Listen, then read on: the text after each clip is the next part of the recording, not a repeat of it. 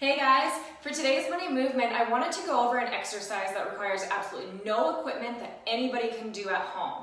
I'm going to demonstrate a few different versions of a glute bridge, which is an awesome glute exercise that I like to add either at the beginning of my workout to really fire up my glutes or at the very end to really burn them out.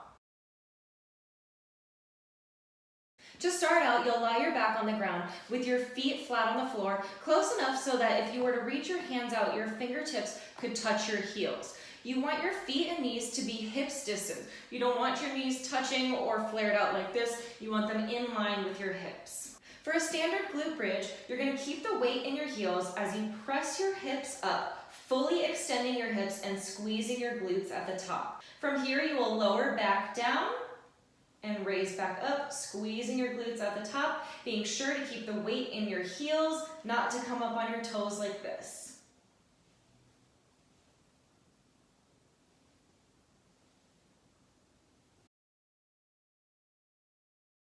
One modification would be to do a single leg bridge.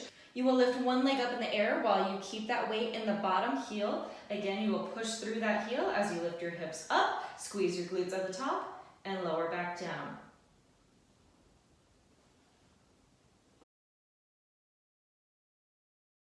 Another modification, if you have the option of using a mini band, is to place the mini band around your thighs. You'll begin the same way with your heels close enough that your fingertips can reach, but now the band is going to be pushing your knees together. So you are going to have to consciously push the band out with your legs, targeting those outer glutes a little bit more.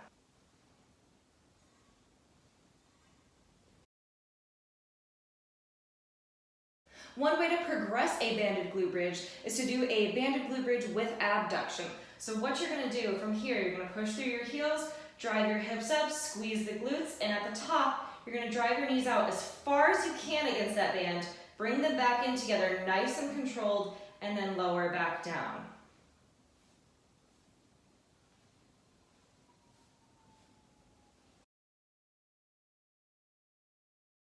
I have had some of my clients that tend to be a little bit more quad dominant tell me that they don't feel the glute bridge quite so much in their glutes as they do in their quads. So one way to completely take the quads out of the equation is to turn this into something called a frog pump. For this one, you are going to start with your feet in either a frog or a butterfly position. Your heels will be at the same level they were, but now you're going to drive your knees out, placing the bottoms of your feet together. From here, it's the same thing, but instead of driving through your heels, you're going to drive through that outer edge of your feet, lifting your hips up, squeezing your glutes.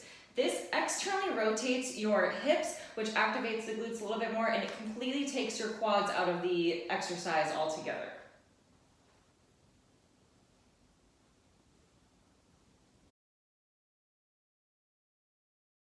Any of these variations can be progressed by adding a weight. So I'm just using a dumbbell. You could also use a plate weight or a medicine ball, whatever you have available to you. If you're going to do the exact same thing, you'll just use your hands to hold the weight on top of your hips.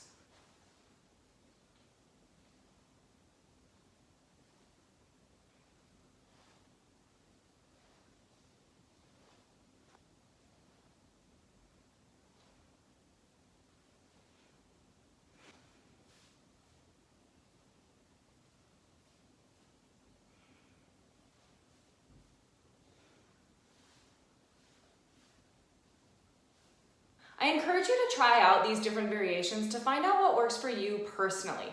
I am a big fan of the banded glute bridge. Some of my clients really like the single leg glute bridge, whereas others are bigger fans of the frog pump.